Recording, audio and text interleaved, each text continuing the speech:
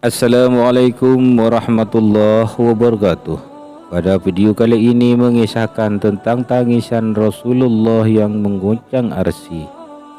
Tapi sebelum melanjutkan menonton video ini, mari bangun channel ini dengan menekan subscribe dan like juga lonceng notifikasinya agar menjadi sarana dakwah dan amal jariah buat kita semua. Amin amin ya rabbal alamin. Al-Kisah.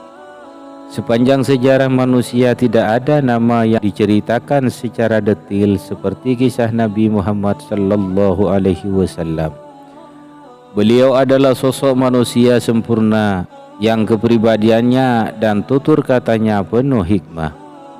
Dalam kisah para nabi dan rasul banyak diceritakan kisah kesehariannya maupun mukjizat Nabi sallallahu alaihi wasallam.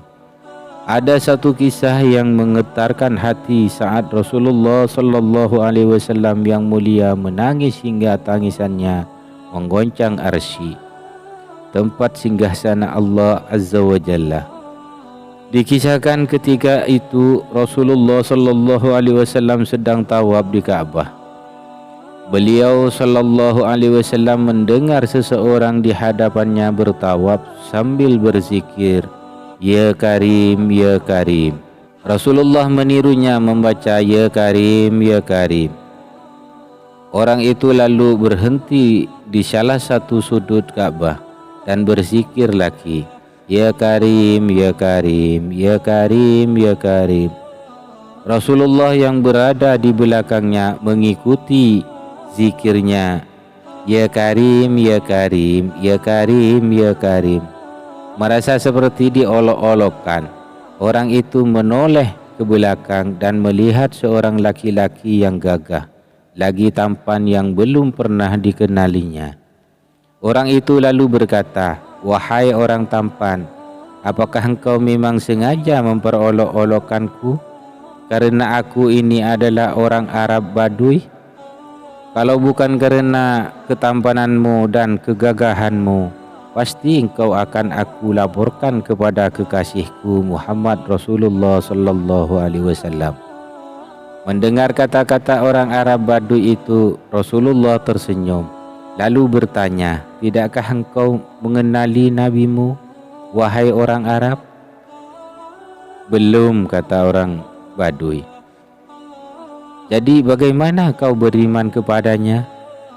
"Saya percaya dengan mantap atas kenabiannya, sekalipun saya belum pernah melihatnya, dan membenarkan sabdanya, sekalipun saya belum pernah ketemu dengannya," kata orang Arab Baduy itu pula.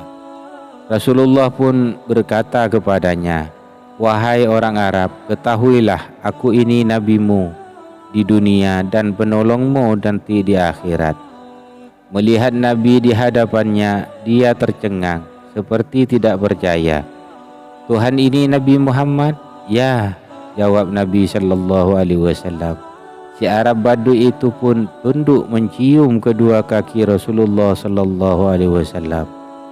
Melihat itu Rasulullah menarik tubuh orang Arab itu seraya berkata kepadanya, "Wahai orang Arab, janganlah berbuat seperti itu. Perbuatan seperti itu balasannya dilakukan oleh hamba sahaya kepada juragannya. Ketahuilah, Allah mengutusku bukan untuk menjadi seorang yang takabur yang meminta dihormati atau diagungkan, tetapi demi membawa berita gembira bagi orang-orang yang beriman dan membawa berita menakutkan bagi yang mengingkarinya." Ketika itulah malaikat Jibril alaihissalam turun membawa kabar dari langit. Dia berkata, "Ya Muhammad, Tuhan As-Salam mengucapkan salam kepadamu dan berpesan, katakanlah kepada orang Arab itu agar dia tidak terpesona dengan balas kasih Allah. Ketahuilah bahwa Allah akan menghisapnya di hari mahsyar nanti, akan menimbang semua amalnya, baik yang kecil maupun yang besar." Setelah menyampaikan berita itu, Jibril kemudian pergi. Maka orang Arab itu pula berkata, "Demi keagungan serta kemuliaan Tuhan, jika Tuhan akan membuat perhitungan atas amalan hamba, maka hamba pun akan membuat perhitungan dengannya. Kata orang Arab Baduy itu, apakah yang akan engkau perhitungkan dengan Tuhan? Rasulullah bertanya kepadanya, jika Tuhan akan memperhitungkan dosa-dosa hamba, maka hamba akan memperhitungkan betapa besar maghfirahnya. Jawab orang itu, jika dia memperhitungkan kemaksiatan hamba, maka hamba akan memperhitungkan betapa luas pengampunannya. Jika dia memperhitungkan pikiran hamba, maka hamba akan memperhitungkan pula betapa kedermawanannya. Sambungnya lagi. Mendengar ucapan orang Arab Baduy itu, maka Rasulullah pun menangis, mengingat betapa benarnya kata-kata orang Arab Baduy itu. Air mata beliau meleleh membasahi janggutnya. Melihat itu, malaikat Jibril pun turun kembali ke seraya berkata, ya Muhammad, Tuhan As-Salam menyampaikan salam kepadamu dan berpesan, berhentilah engkau menangis. Sesungguhnya karena tangismu, penjaga arsy lupa dengan bacaan tasbih dan tahmidnya sehingga ia bergoncang. Katakan kepada temanmu bahwa Allah tidak akan menghisab dirinya, juga tidak akan memperhitungkan kemaksiatannya.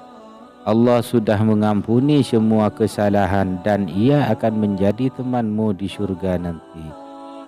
Akhirul kalam. Wassalamualaikum warahmatullahi wabarakatuh.